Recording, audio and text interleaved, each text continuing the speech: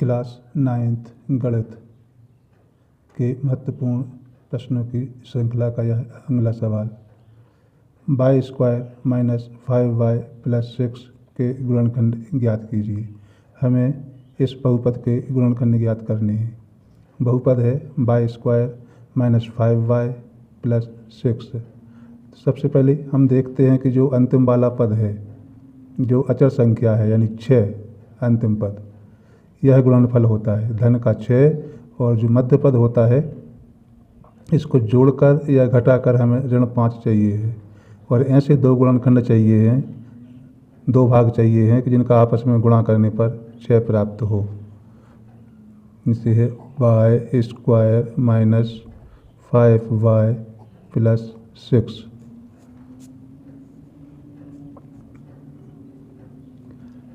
गुणा करने पर हमें चाहिए है 6। तो 6 के गुणनखंड होते हैं 2 × 3 यानी 3 दूनी 6। और इन्हीं को जोड़ने या घटाने पर हमें 5 आना चाहिए। तो 3 और 2 5। अब इस बात का ध्यान रखना है कि यह धन का 6 है, यानी गुणनफल धनात्मक का आता है। जब एक संख्या धन की हो और एक ऋण की हो तो गुणनफल हमेशा ऋण ही आएगा। धन लाने के लिए गुणनफल में दोनों संख्याएं धनात्मक होनी चाहिए या फिर दोनों संख्याएं ऋणात्मक होनी चाहिए। यहाँ गुणनफल है धनात्मक, तो यहाँ मध्य पद में देखिए क्या है, ऋण का 5 है, अर्थात दोनों संख्याएं ऋण की होनी चाहिए। y² गुणनखंड निकले आपके 2 और 3, तो ऋण का 3y और ऋण के ही 2y। ऋण 3y और ऋण 2y, ऋण के 5y हुए। और ऋण 3 का ऋण 2 में गुणा धन के 6 होंगे। केवल मध्य पद के 2 भाग करने हैं, प्रथम पद और अंतिम पद सेम रहेगा। 1 2 3 4, अब इसके 4 पद बने, तो हम 2 2 के समूह लेते हैं। y² -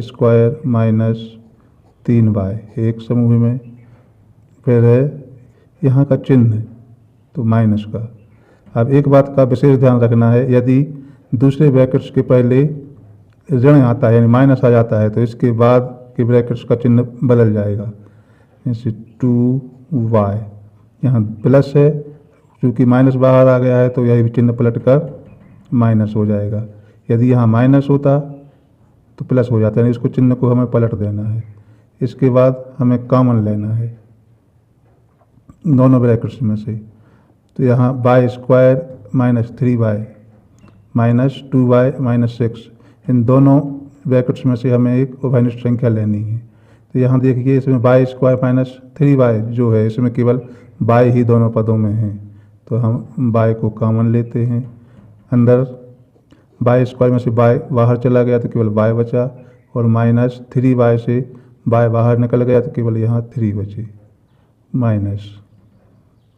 अब चाहें तो हम इसी ब्रैकेट्स को दोबारा लिखते हैं, y - 3।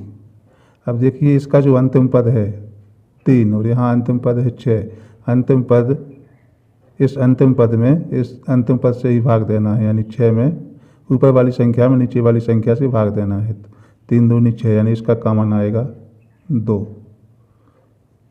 अब दो ब्रैकेट्स एक जैसे हैं तो इन्हें हमें एक बार ही लिखना है, y - 3।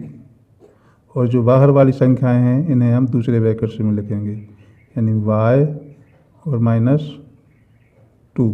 तो यह आपके गुणनखंड ज्ञात हुए।